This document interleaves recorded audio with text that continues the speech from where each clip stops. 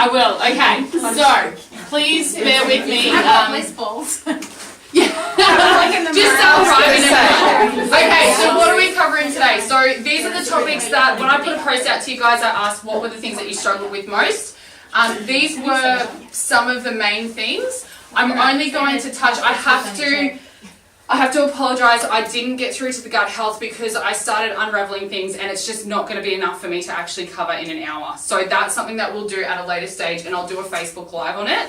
And I'm going to ask Kim for her assistance. I can help with So that one will be a later day, but I've got everything else in there. So please just bear with me going through it. So the first one, how do we lose weight, gain weight, build muscle? So a lot of the times people come and they go, look, I just want to lose weight. There's more to weight loss than weight loss. So it's one thing to lose weight, but you need to be understanding like what is it that you're actually losing? Are you losing body fat or are you losing muscle mass or are you just losing water? So these are the things like when you determine something as weight loss, you need to sort of look beyond the standard weight loss. Gaining weight, we do have members here who are in the process of trying to gain weight for whatever reason. So again, there are different things that we need to do for someone like that. Again, making sure that they're gaining muscle mass, they're not just gaining body fat. And then ultimately that then leads on to building muscle. So they all have their own elements, and I will be touching on all of them. The importance of understanding your macros and how they impact your body. So a macro is fats, proteins, carbohydrates. Then you have another level underneath, which is your micros, and that's all your vitamins and minerals. That is something that we won't cover today. Under eating, overeating, and skipping meals. So who here skips meals? Yeah, so it's really common. I used to, I can't do it now just because I have rehabilitated my metabolism to accept that extra food and accept it without the gaining weight side of things. Portion control. So I actually had a lot of fun with this one, but it made me realize certain things just even in my own habits as well. So this was a really good exercise for me because there's a lot of things that have changed over time that people haven't really thought of, as in like a society as a whole. So things that used to be, a certain size are now double, but there's still only one serving. And that's where we're going wrong with things. And emotional eating. The emotional eating side of things, again, is a whole nother ball game. But I have just put a couple of things in there to hopefully make people understand that sometimes there's a reason behind the emotional eating on a science level, not just on a mental level. Okay, so in simple terms, weight loss occurs when our calorie expenditure is greater than our calorie intake. So calories in versus calories out. So that is the easiest way to describe it. However, it doesn't always end up that simple. We do need to take into account things like hormones. Hormones can influence our ability to burn fat. But the general consensus is you need to be burning more calories than you're eating. If your calorie expenditure is too high, you'll end up doing the opposite. So this here, this isn't anyone's here by the way, but this is just an example. So the average calorie burn for this particular person was 2.6 thousand calories in a day. So that's a whole day's worth of activity. Doesn't necessarily have to be training, it's just activity across the whole day. And if you don't have a Fitbit to understand what your calorie burn is, there is a formula that you can use. So this here is how to calculate your basal metabolic rate. So that is just the amount of calories you need to survive before you add any sort of activity on top of that.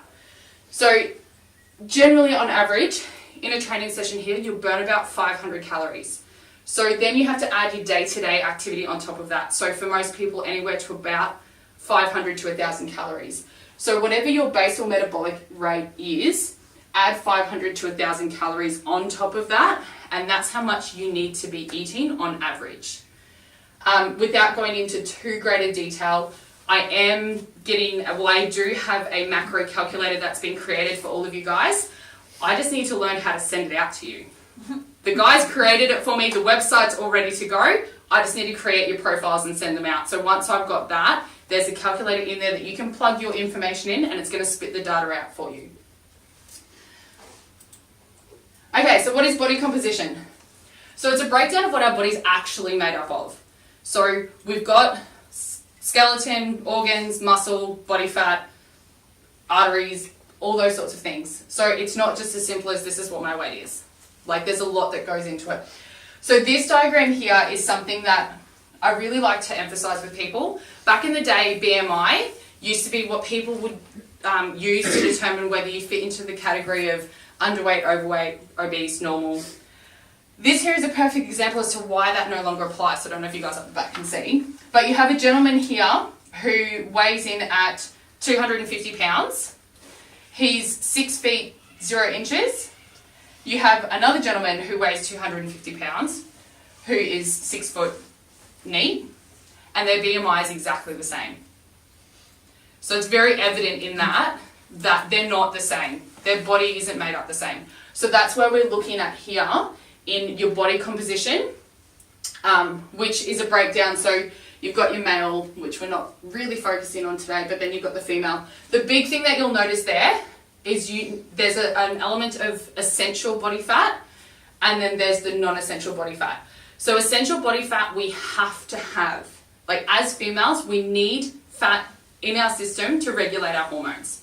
If we don't and we drop too low, we run the risk of stopping our menstrual cycle. We can start growing facial hair, we get mood swings, like it completely throws our hormones out. So we need to be very careful. When I competed, I actually was with a group of other girls their periods completely stopped. And it's because their body was like, you're not in a safe position now to reproduce. So it just stopped. They weren't ovulating, there was no cycle. So that's why when people come to me and they talk to me about competing, I'm very honest. Like when you start playing around with your hormones, you need to be very mindful of that. So does everyone understand that little breakdown? So we've got muscle tissue, so 36% of our body weight. This is when they determine a healthy composition. I don't know what they've actually categorized as healthy, but just a bit of a diagram that, you know, you've got your muscle tissue, you've got your essential body fat, you've got non-essential body fat. We do still need to have the non-essential body fat. It's just part of our makeup. We need to make sure that we stay warm. Our organs are doing what they're supposed to do. 12% bone, 25% organs. The only thing they don't factor in there is water. We do have water in our system as well. We're made up 90% of water, actually. Correct. There you go. Yeah. So, and that didn't have that information in there. And women hold more water than men. Yes. Always. Yeah. Yeah. And that will determine like what happens with our weight as well. So often you see people that they jump on the scales, they have this big drop. A lot of the time that's water.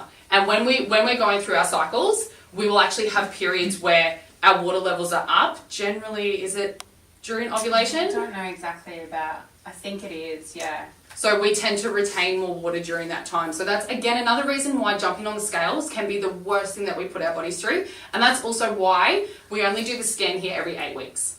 Because if you jumped on the scan 4 weeks down the track and your body's not showing, who knows what stage you're in? I mean, if you know what your cycles are, then you might be able to understand. But as we all know, up until recently, I never knew where I was in my cycle.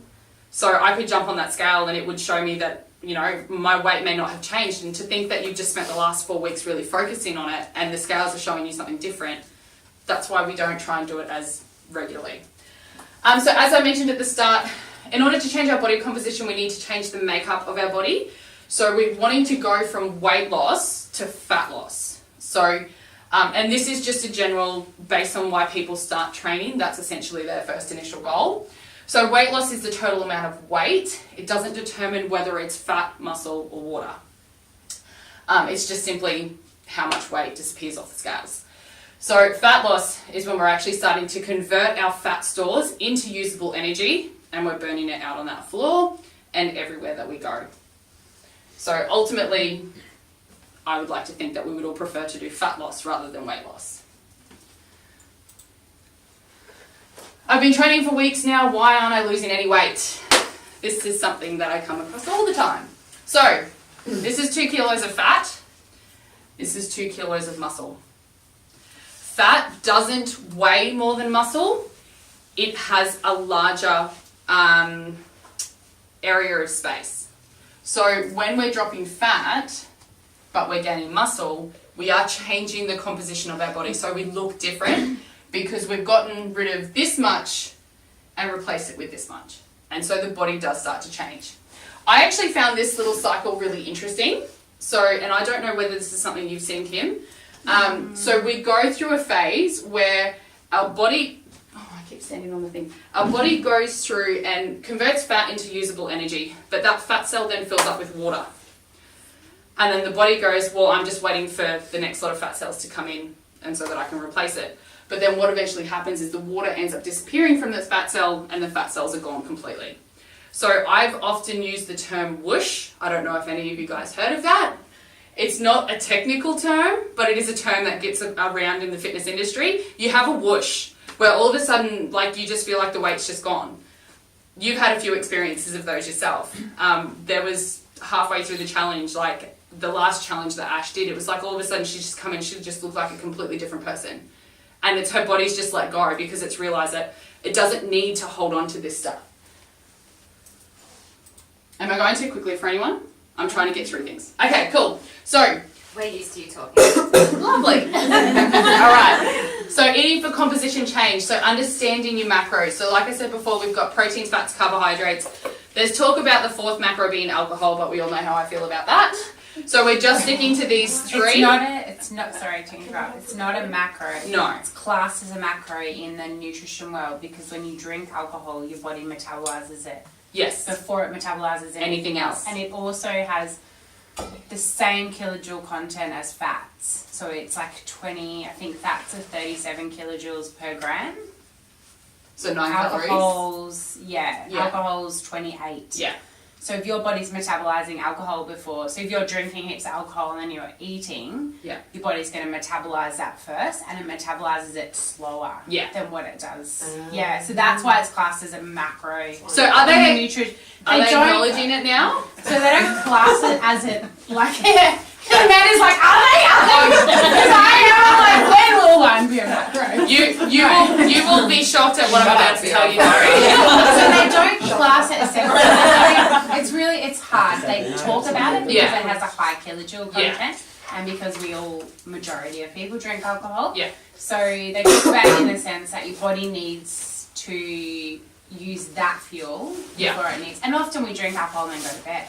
Yeah. So your body's metabolizing alcohol, it's not doing anything else. Yeah. So you wake, often, you hear people say, I wake up, I feel so full from the night before, like you still feel full. You are. Your body's still full of food. Yeah. So you're still using it. So then what happens is that food goes to your fat. Yeah. And your fat has an infinite ability to store. So your muscles don't have an infinite ability, hence why people's muscles burst and things like that. Yeah. But your fat cells can keep storing your fat. Multiplying. And you actually build your fat stores as a child. So from 7 to 14 is when you start building your fat cells. So you've got an overweight child. Yeah. Yeah, generally that's what's going to keep going on in their life. So So it's not classed as a macro, but it is. It's Yeah. really weird. Well, They talk about it a lot though. Yeah, Yeah. I decided last challenge to research how long it actually takes for the body to metabolize alcohol out of the system. And for every standard drink that you have, your body takes 2 hours to actually metabolize it. So even though your your alcohol blood levels drop after an hour, your liver and kidneys are still metabolizing that alcohol, which means that you're not burning fat. So you might go out for, 2 or 3 drinks with friends, and what you don't realize is everything that you've eaten has just been put on the back burner for 6 hours. And then that's why, little miss, I'm done drinking alcohol the first week of the challenge. What do I see on Facebook? Don't add your trainer on Facebook, guys. I see it all. I'm still drinking during the week, but I'm still drinking during the week. But that's another thing too. So, Don't tell them not to add their trainer as friends. what do you mean? No, they can. I don't tell them that that's why I add them until after I've added them. All of a sudden, I have no friends on Facebook. So I just lost 20 friends.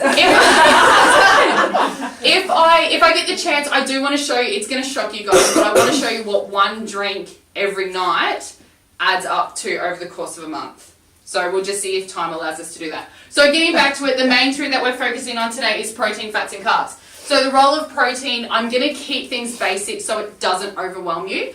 The basic way that I put this together, my little creative artwork, protein's a band-aid for your muscle.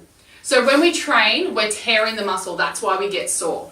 Protein is a band-aid to go on top of it. It's filled with amino acids, which are designed to help recover. So that's the primary focus. It does have an important role in creating denser muscles, improving cartilage, skin and blood. And for those of you that have family that are, over 60, your mothers or grandmothers, they actually need to be exercising, they need to be resistance training, and they have to have a high protein diet.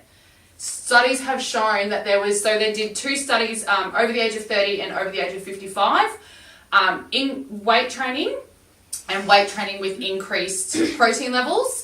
And both parties over the 30 and over the 55 both increased their bone density and muscle density. I think I've got the stats at home. I can send them through to you. Yeah, cool. But any also, of that stuff, just pop it in the group page. Yeah, because excess protein also gets stored as fat. So anything in excess, doesn't matter if it's protein, carbohydrates, anything. It all goes to your fat cells. So that's portion control is so important. Yeah, and that then comes back down to that calories in versus calories out. Yeah.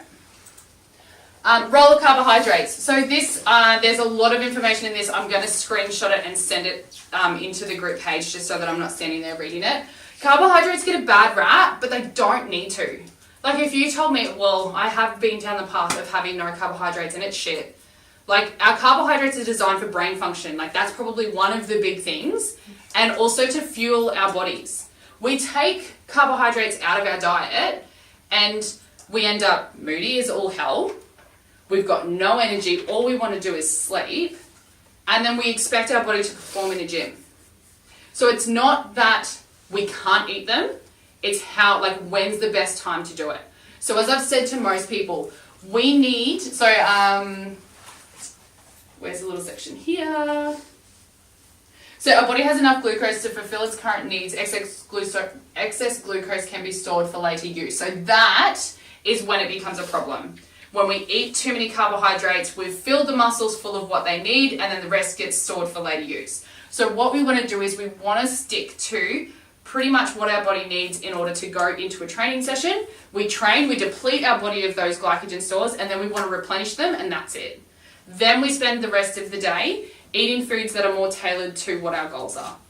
So typically your higher proteins, higher fats, and fibrous carbohydrates. There are 2 types of carbohydrates. You've got your starchy carbohydrates, or your grains, and then you've got your fibrous, which is your fruit and your vegetables. 3 types. 3? Yeah. Oh, it's starch? There's your triglycerides, so your simple carbohydrates. Yes. Then you've got your starches, then you've got your fibers. Yes. So simple being those that are typically sugar-based. Yeah, but a lot of your good carbohydrates are basic sugars anyway. I've got a list at home. I'll send it through to you. Yeah. I'd be interested to know that. Yeah. See? Yeah. Triglycerides, cholesterol. They're under your fats though. Yeah, so you've got, Yeah. Sorry. That's okay. There is 3 Okay. carbohydrates. Yeah, so again, just send them through, that's fine. So while our carbohydrates are our main source of fuel, we do need fats, good fats in our diet as well. Because as mentioned before, we do need fats in our system to regulate our hormones, but we also need to be consuming them. There is the elements of, and I don't like using these words, but good fats versus bad fats. So typically anything that is in its most natural state is something that you want to be eating. So as long as it hasn't been manufactured by humans. So salmons, all of your fish really, seafoods, nuts, avocados, coconut oil, all those sorts of things. They, as it's mentioned here, we store energy, insulates us and protects our vital organs. So again, it is important for our body. But just like any of the others, too much consumption ends up undoing everything that we're trying to achieve here. So the main thing is that we want to make sure that we're eating the right quantities of the foods that we should be, but we're not overeating. Any questions so far? No, lovely. Okay, so this is just, here we go. This is going down a little bit more in your fibrous carbs versus simple and starchy carbs. So these, I've just put this out here simply to make you guys aware, so I will read them out to you. So there's 5 other types of sugars that you just need to be aware of when you're looking at things to understand that yes, they can be a natural sugar, like fructose is a natural sugar, lactose is a natural sugar, but you just need to be aware of these when they're added to stuff. Because if it's been added to something, like if you have a look in an ingredients thing and it's got those words in there, it means it's been added to it. You don't look up to an apple and go, oh look, it says it's got like fructose in it. Like it's an apple, you just eat it. So just be aware. So you've got sucrose, fructose, glucose, maltose, and lactose. So they are all forms of sugar. They are natural sugars, but they can be added into things, and then that's when they start sort of. So that's your becoming simple the opposite. sugars. Yes. That's your first lot of carbohydrates. Yes. Yeah. And then your fibrous carbs are typically the carbs that you get from your vegetables. So anything that has fiber in it. Fruits do fall into that category as well. So things like when you're juicing stuff and you juice and then all this pulp comes out, that's your fiber. Like, that's why you want to be very careful about, look, I go to Boost and I have a Boost juice every now and again, but I'm very well aware that I'm literally just drinking a cup of sugar because all the fiber's gone. So if you were to actually think about how many fruits go into one of those Boost juices and you put that in a bowl, you're probably not going to eat it. Like, you'll eat half of it, but you'll be full. So just keep that in mind, that again, they're things that you can have on occasions, but you don't want to be having them all the time. I won't go through all of that with you, sorry guys. Okay, so this here is something that I've only recently learned, and it was through the process of Scott going through his autoimmune condition that I started to understand what different fats do into the body. So omega-3s are really important for lowering inflammation levels, and we often will have a high omega-6 and a low omega-3 level in our diet, and we need to balance them out because one more than the other ends up creating what's called free radicals in the body, and basically the body just starts creating havoc on itself. I've only just learned omega-7 exists, and that was through the process of doing this. So this was something that I really enjoyed, was that as I put this together, I've continued to broaden my education as well. So I would love to be able to give you more information on omega-7. All it's saying here is that it reduces inflammation and reduces insulin resistance. So I will continue to investigate that a little bit further because I know that there are some people that have spoken to me about that before. And then omega-9s, again, they're another omega that I often talk about. So omega-3s and omega-6s we need to balance out equally. Omega-3s we get in a lot of your fatty fishes. So salmon, tuna, and I think it's got cod on there, which I didn't realise that cod was a fatty fish. So omega-3s and your green vegetables as well. Hence the reason why a lot of the times people, and I don't like to use this term, but doctors will often say, are you eating your leafy greens? It's because it is full of all of those good things in there as well. Sometimes they're not my favourite people, but that's okay. So just a very quick try to avoid. So all of these here are considered ideal. These are the ones that you just want to be very mindful of. So canola oil, corn oil, cottonseed oil, any of the seed-based, like or vegetable oils, actually have high inflammatory markers to them. So if you've got someone who suffers from arthritis, you'll find that they will end up having like a bit of a, like that's Scott's condition, he'll have a flare, so he'll be in pain. So what you want to be doing is looking for things that are a little bit more of a natural state. So coconut oil is something that we cook with all the time, and we also cook with ghee. So that was another thing that when we were going through our gut health process, that was something that was recommended a lot. But these, and flaxseed oil actually has a really high level of omega-3s in it as well. So, instead of putting, I don't know if anyone puts canola oils on their salads, but maybe look at swapping to something else. Really good salad dressing, totally off subject, but after our retreat, it was balsamic vinegar, honey, Dijon mustard, apple cider vinegar. So easy. So simple. That is literally everything that we have on salads now. Sorry, just had to share that. Okay, portion sizes. This terrified me when I started going through this. So again, I do have to be mindful that it has come off the internet, and I tried to get as many sources from studies that were actually performed, but it is the internet. But I actually have no doubt that this exists, especially this one here. So back 10, 15 years ago, you used to get little bottles of Coke. And now you're looking at, you get 2.5 litre bottles of Coke now. It's so readily available, and it doesn't take much for you just to pour yourself a glass and then go, oh, that was really good, I'm going to pour myself another one. And then you've drunk half the bottle. So we're constantly surrounded by things that are bigger than what they should be. Scott and I will share a block of chocolate. Typically on a Friday night, it's our Friday night, and yes, I do eat chocolate. I shouldn't have looked at the back of it. But I looked at the back of it and it was 5 servings. And the two of us just ate the block together. So I ate 2.5 servings in one sitting and didn't even blink an eye. So it's just that we're not ignorant to it, but we are probably a little bit oblivious to just how well commercialized things are, how well marketed things are.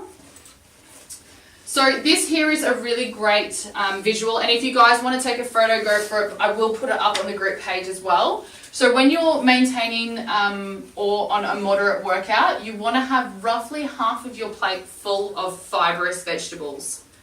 So basically any sort of vegetable.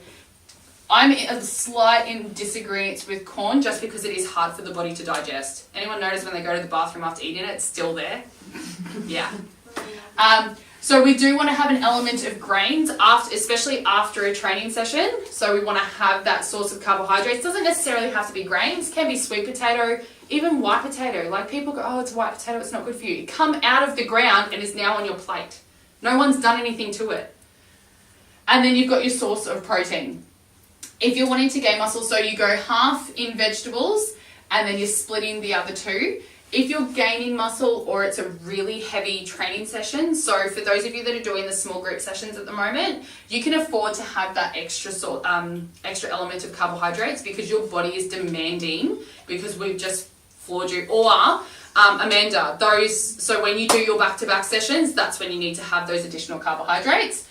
And then losing weight, leaning out, I probably don't agree so much with that section of it. I would prefer that you do this.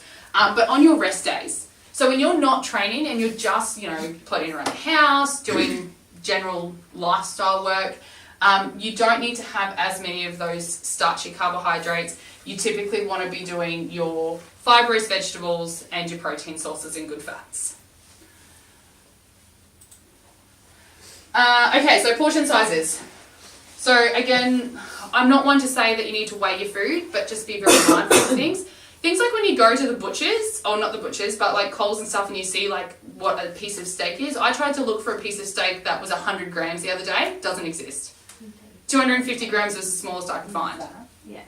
So your protein sources, pretty much the palm of your hand. So that's the size that you're looking at for a source of protein. Carbohydrates make a fist, so a slightly smaller serving. Fats the size of your thumb. Now that doesn't mean like 2 almonds, that's a little bit ridiculous, but just things like, there's another screen that's a little bit better that I actually prefer, but I was actually taught 2 thumbs for fats. So if you think about, some cheese that you would chop up and mix in with the salad or something like that, you wouldn't go doing like a whole, ideally you shouldn't go a whole fistful of cheese. Although, did have cheese on Saturday and I enjoyed it. And then unlimited vegetables. Like you really can't go wrong with your vegetables. You just do need to, again, be mindful of how much are you eating. Like if you're sitting down and eating one of those big silver bowls of vegetables, then that's probably a little bit too much. Okay, how do I know if I'm under-eating or overeating? So firstly, basic signs that you're under-eating. I should have probably put it to the top, but the first one is, are you hungry? You shouldn't get to a point where you're constantly hungry. Like having hunger is great. It's showing you that your body's metabolizing food. But if you just can't give your all, that's a pretty big sign. It's either the fact that you're low in iron levels, which we need to understand why. Are you under eating, and is that why you've got low iron levels? Or is it just the fact that you're not giving your body the food that it needs to do what it should be doing? Moody and irritated, as I mentioned that before. Poor mental concentration, dizzy, loss of period or normal menstrual function. Now we have that workshop this weekend too. So Bianca's mum is a female guru. Like I'm actually really excited. Very alternative, so just be open-minded when you do come in. But she will go through and actually explain to you what is actually happening on a very internal level to our body through that cycle. But just again, be mindful of those changes, especially if you are making rapid changes to your diet. Your body may go into shock. So just be aware of that. Constantly feeling cold, hair loss, brittle nails, pale complexion.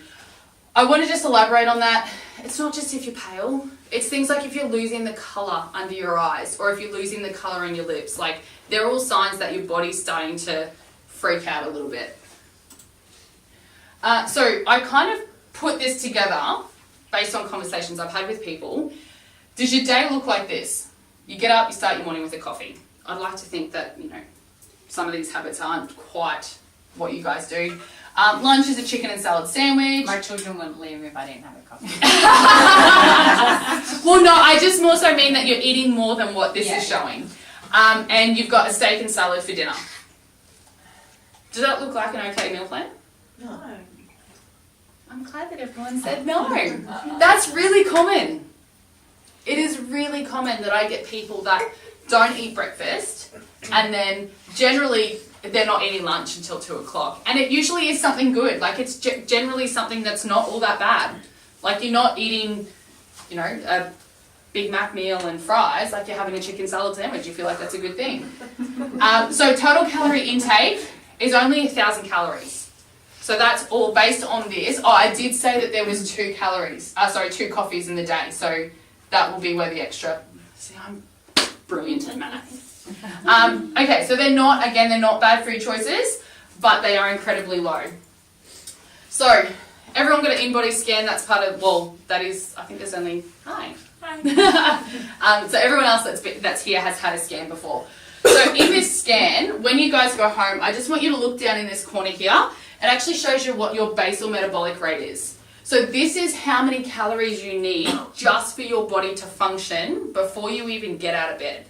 So this is to keep your organs functioning the way that they're supposed to go, heart beating, blood pumping, muscles moving, lungs breathing, but more importantly, brain function.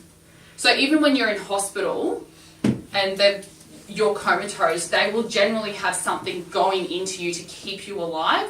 And usually it's not the greatest food, but it's still something. You've got calories going in. So if that's your base rate, you then add 500 calories that you're training, and then anywhere between 500 to 1,000 calories in day-to-day life. Now we want to have a deficit. So a deficit, again, goes back to that calories in versus calories out. You need to be burning more calories than you're eating, but you only want to be about 500 calories in deficit. So let's just say for conservative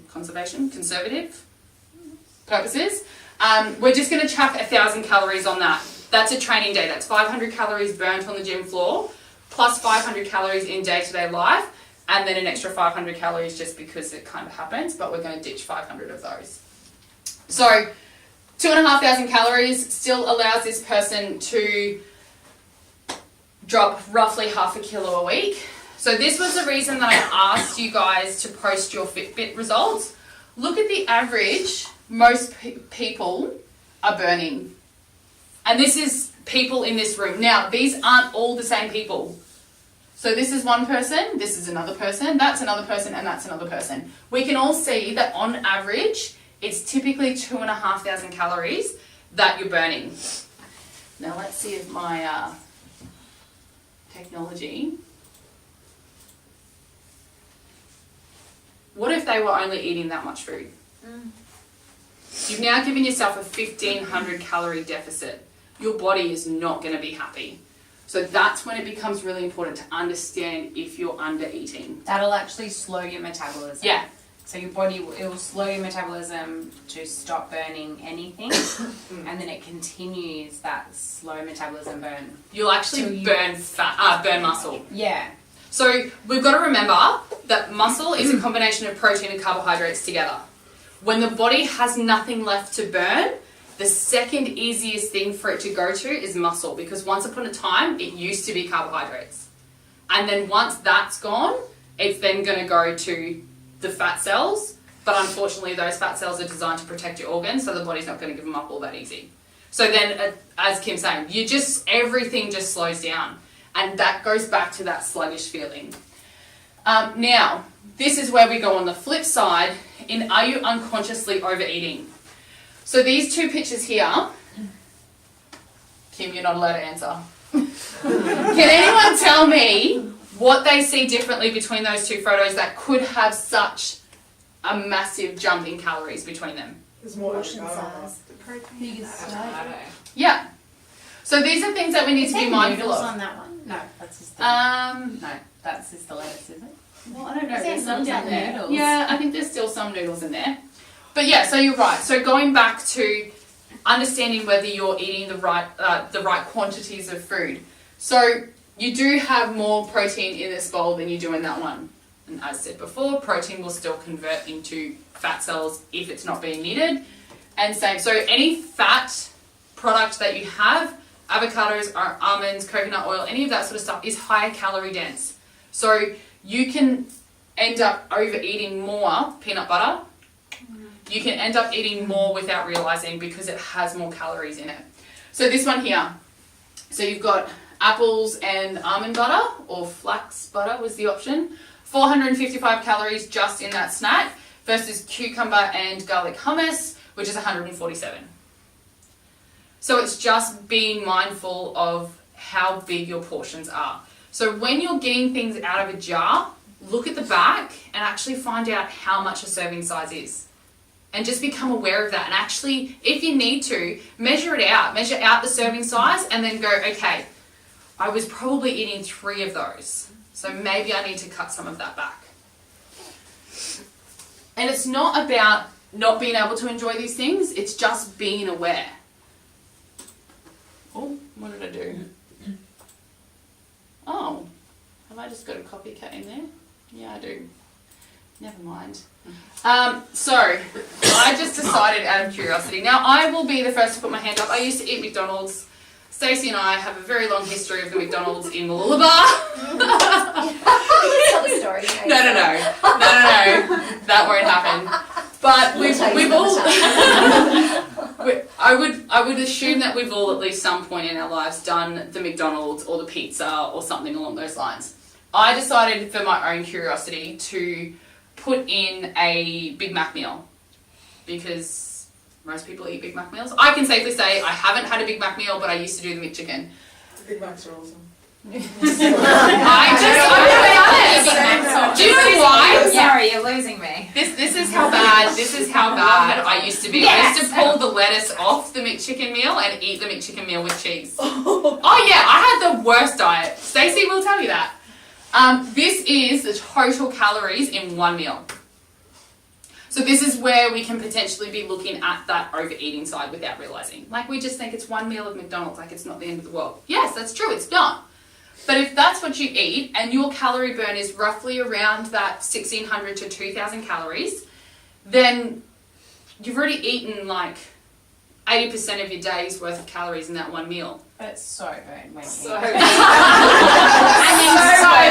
So 10 minutes later, I was up all day, and then that was at night time. No. Do you know I've eaten 2 of those meals when I was drunk? So it was like really bad. Yeah, so not only are you you're not burning anything, you then add an extra 1,200 calories onto that. Well, probably maybe 3,500 calories because I ate 2 full meals. I'm in full dress. Yeah. Okay. Impressive. So, I had a again, really big appetite. I'm not saying that you can't do these things. Like, again, it's Friday nights, I go down to the Thai restaurant. Down at Bly Bly is the best Thai on the Sunshine Coast. Really good, right? I will eat an entire chicken fried rice in one sitting. It's okay to do it, but you've just got to understand why you're doing it and what your repercussions are at the end of it. If you did that every day, There's another That's great exactly. way to tackle this kind of stuff. It's called, we call it fake away in our house. So we make it at home. So Yeah. I've got a Thermomix recipe for a Big Mac sauce, and you wouldn't even know it was healthy. It's so delicious. The kids love it. Yeah. And it's yeah. but you'll probably find that you end up. So Scott and I actually did this project. We would normally go out on a Saturday. We'd go out to Grilled, and we'd generally get a burger of some kind.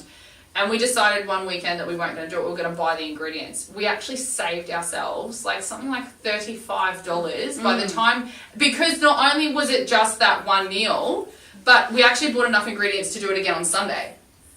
So you're saving money doing that, and you know what's in it. Like, you're fully aware of what you're putting in there.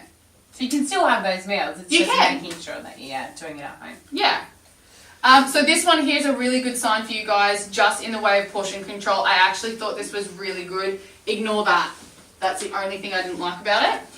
So peanut butter, 2 tablespoons, you're looking at about 70 to 190 calories. So just be mindful of that. If you're the type of person that puts the peanut butter on the kids and then eats a teaspoon, that's adding on to your daily calorie intake. So just be aware of that. The dried fruit and nuts. So dried fruit. Is that a ping pong ball? I'm thinking it was an egg. Yeah, it's Yeah. It's a ping pong ball. It's a Yeah. ball. Well, they've got. Oh no, I was gonna say they've got That's a balls all golf over ball, except yeah. down there. Just be mindful with your dried fruits because more often than not, they've got so much sugar added to them to preserve their shelf life. Canara do dehydrated fruit, and that's all it is the actual fruit that's been dehydrated. Their pineapple, you have 2 pieces, and it seriously curbs any sugar cravings. Just saying. Okay, I really liked this picture. There is no difference to how we should eat to lose weight versus how we should eat to maintain weight. It comes down to your quantities.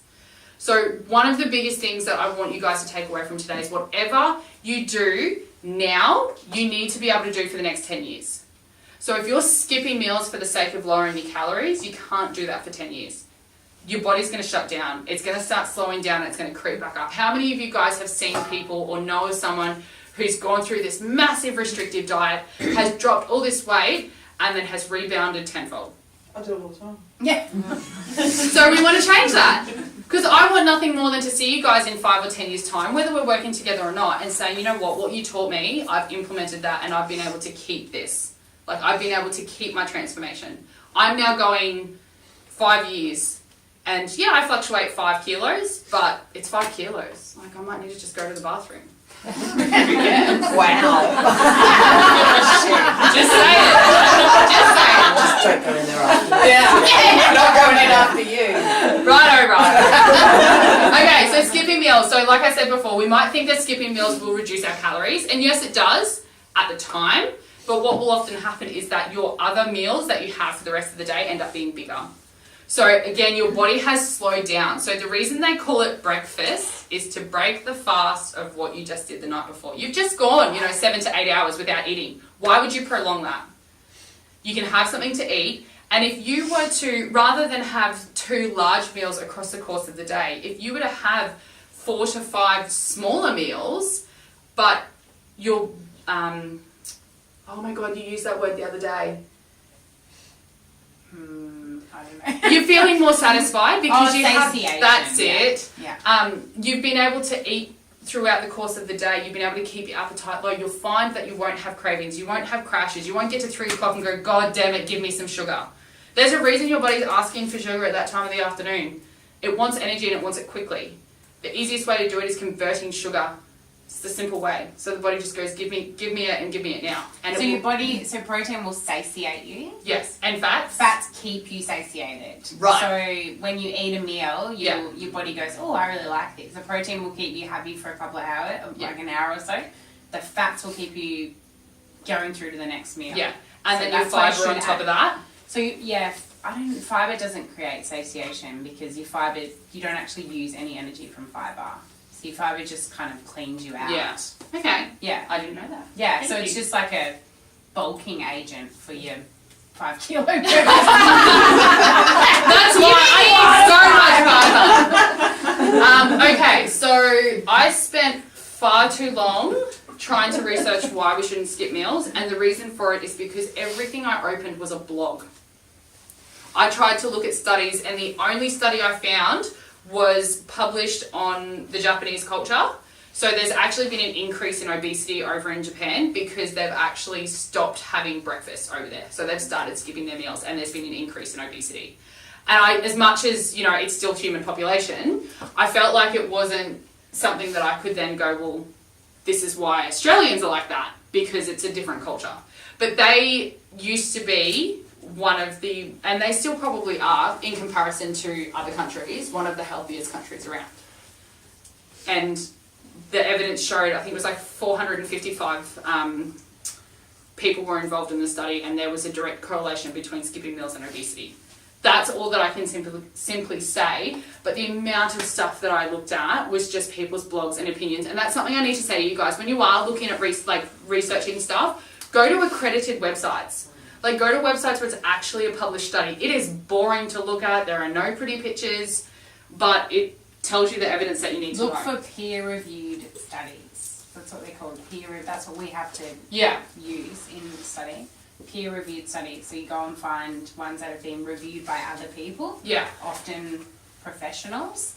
and then they'll give you the stats and everything. Yeah. But yeah, so the main reason you don't want to skip your meals is because you're going to send your body into a metabolic slowdown. Yeah.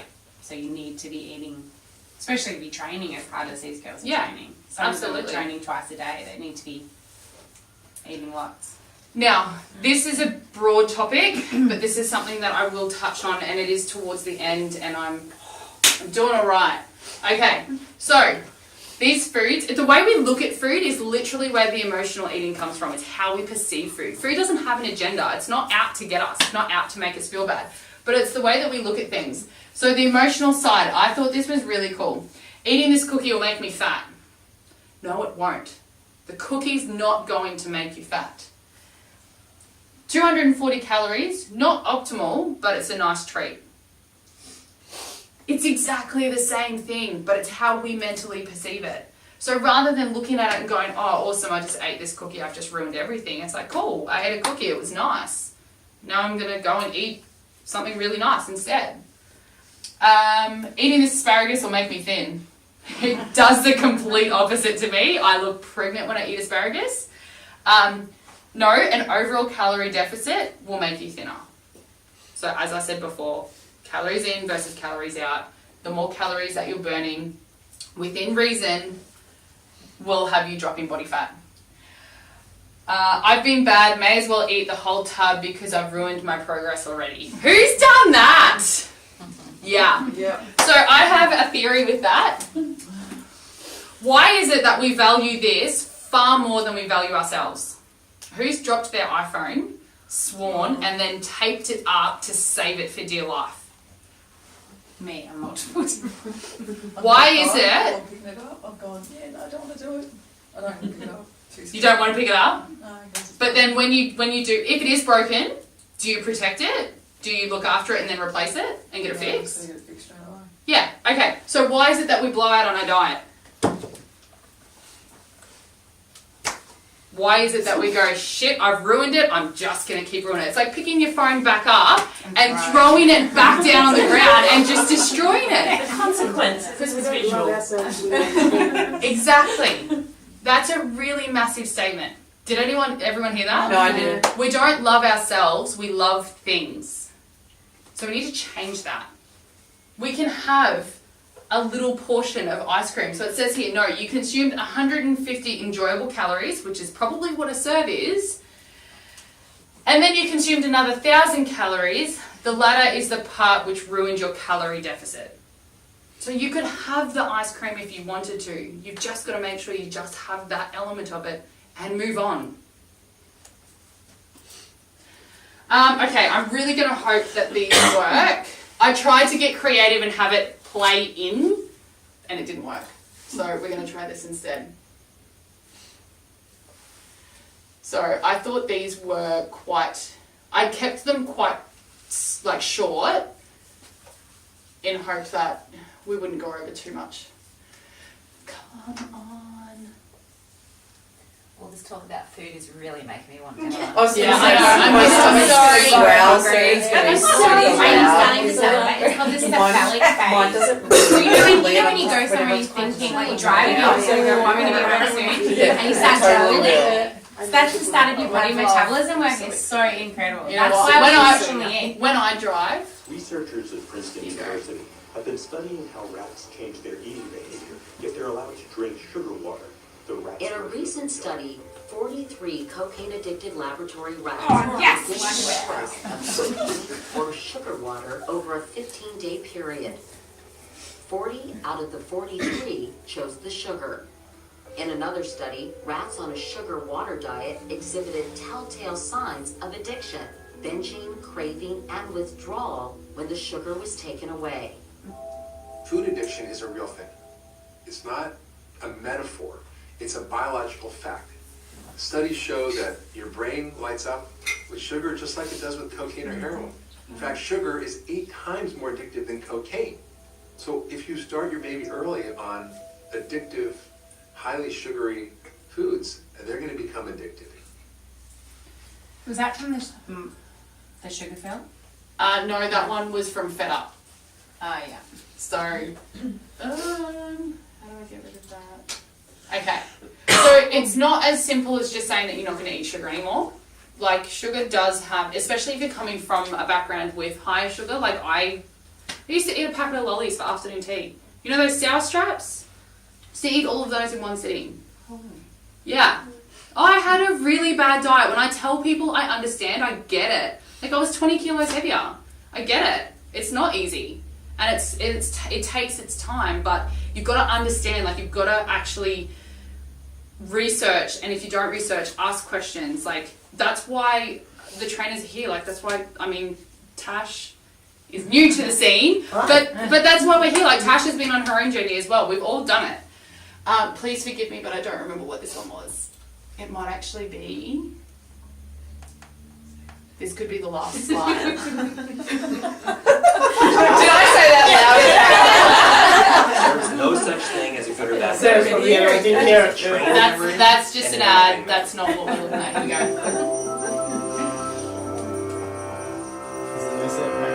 That's interesting though, that Warm, gooey trains memory. cookies, crunchy candies, Sorry, love. velvety cakes, waffle cones piled high with ice cream.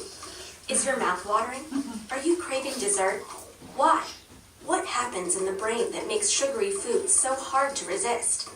Sugar is a general term used to describe a class of molecules called carbohydrates, and it's found in a wide variety of food and drink.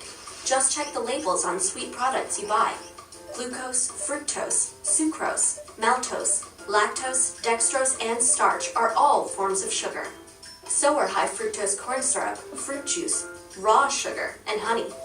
And sugar isn't just in candies and desserts. It's also added to tomato sauce, yogurt, dried fruit, flavored waters, or granola bars. Since sugar is everywhere, it's important to understand how it affects the brain. What happens when sugar hits your tongue? And does eating a little bit of sugar make you crave more? You take a bite of cereal. The sugars it contains activate the sweet taste receptors, part of the taste buds on the tongue. These receptors send a signal up to the brainstem, and from there it forks off into many areas of the forebrain, one of which is the cerebral cortex. Different sections of the cerebral cortex process different tastes: bitter, salty, umami, and in our case, sweet. From here, the signal activates the brain's reward system. This reward system is a series of electrical and chemical pathways across several different regions of the brain. It's a complicated network, but it helps answer a single subconscious question. Should I do that again? That warm, fuzzy feeling you get when you taste Grandma's chocolate cake? That's your reward system saying, yes. And it's not just activated by food. Socializing, sexual behavior, and drugs are just a few examples of things and experiences that also activate the reward system. But overactivating this reward system kickstarts a series of unfortunate events: loss of control, craving, and increased tolerance to sugar. Let's get back to our bite of cereal. It travels down into your stomach and eventually into your gut. And guess what? There are sugar receptors here too. They're not taste buds, but they do send signals telling your brain that you're full, or that your body should produce more insulin to deal with the extra sugar you're eating. The major currency of our reward system is dopamine, an important chemical or neurotransmitter. There are many dopamine receptors in the forebrain, but they're not evenly distributed. Certain areas contain dense clusters of receptors, and these dopamine hotspots are a part of our reward system. Drugs like alcohol, nicotine, or heroin send dopamine into overdrive, leading some people to constantly seek that high. In other words, to be addicted. Sugar also causes dopamine to be released. Okay, so I only wanted to do part of that because what I wanted to show you is what happens when we exercise. So going back to at the start of that video, she talks about, you know, when we have something sweet, it sends receptors off in our brain. That's where that emotional side comes from. When we're having a bad day, we want to feel good. The body goes, I know how to do that. Go and eat your favorite food. Go and eat your sugar. Go and have whatever it is. So it doesn't necessarily have to be sweet. Like, I love nothing more than sitting down and having a nice curry. Like, if I'm having a bad day, I want carbohydrates. I want rice. I want that. That's what makes me feel good. That's what sends the receptors off in the brain. So these are using sugar from an example, but it doesn't necessarily have to be that. But you've just got to look beyond the emotional side of things. Like, if you're an emotional eater, there's a reason behind it. And things that we just need to be mindful of, become aware of your behaviour. So what's happening at the time that you're reaching for that food? You know, or do you find that you eat it and then sit back and go, why did I do that? And then become aware of that, like what was happening at the time, and start being a little bit more aware of your own patterns. So begin to piece together times that you're more prone to choosing to eat based on your emotions. So is it after the kids have gone to sleep, you've had a stressful day, you go, I just want to eat. Like, I will gladly admit I don't have children, but I have been working with mums enough to know that stress levels with trying to get kids to eat food and go to sleep, all you want, and that's typically why parents will sit down with a glass of wine, because they just want to switch off. The 5-second rule is something I actually got from an audio book. You have 5 seconds to make a conscious decision. So if you, out of instinct, go to grab something, so go to grab the bottle of wine, you have 5 seconds. After that 5 seconds is up, you have consciously chosen that outcome. It's not a habit anymore, you've chosen it. So start counting backwards from 5. When you go to do something and it's out of habit and you reach for that item, count backwards from 5. 5, 4, 3, 2, 1, put it down. If you don't put it down, you've chosen that outcome, and you just have to understand why you've done that. The questions that I ask myself, and trust me, I still do it, I avoid certain aisles of the grocery store for that reason. I'm still just like anyone else. I'm not, this special Wonder Woman. I still want chocolate every now and again. Do you really need it? How is it going to make you feel afterwards? Like, is it going to put you in that negative headspace, and is it actually worth it? And how would you feel if you walked away and did something more effective?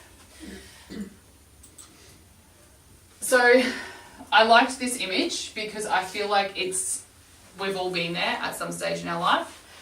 So this is using a juice cleanse, but just use it in the form of any sort of restrictive diet. Prior to it, you go, yeah, I'm going to start on Monday, so Sunday I eat everything in the house. And then you do, and I've done it. You've got to get rid of it, I've got to eat it, I've got to get rid of it. Then you do a week's worth of boring, bland food, and look, let's just say lettuce, tomato, and carrot used to be my salad, and it was not very appealing. And then come the end of the week, you're like, why did I just deprive myself of all of that? And then you go through that binge. So that's what we need to be mindful of with that yo-yo inside. So be aware of restricting yourself of things that you enjoy. We don't want to restrict ourselves, but we just need to limit things that we know aren't going to get us where we want to go. So we all know those things. We've just got to actually be a little bit more real with ourselves and go, okay, well, I know that food's not really going to get me where I want to go. So instead of having it every night or every second night, I'm just going to have it once a week. And that's my little treat. And then I'm going to eat the foods that are within what's going to help me reach my goal. Don't beat yourself up. Like I said before, you're not going to keep smashing your phone on the ground. Like, accept what's happening. If you had a bad day, you've had a bad day, but one day isn't going to undo everything. You need to overconsume 3,500 calories on top of your day, on top of your week, so an additional 500 calories per day to gain a kilo in a week. So one meal is not going to have you gain a kilo in a week. So just accept it for what it is and then get your shit together. Putting it nicely. Oh, did it work? No! Damn it!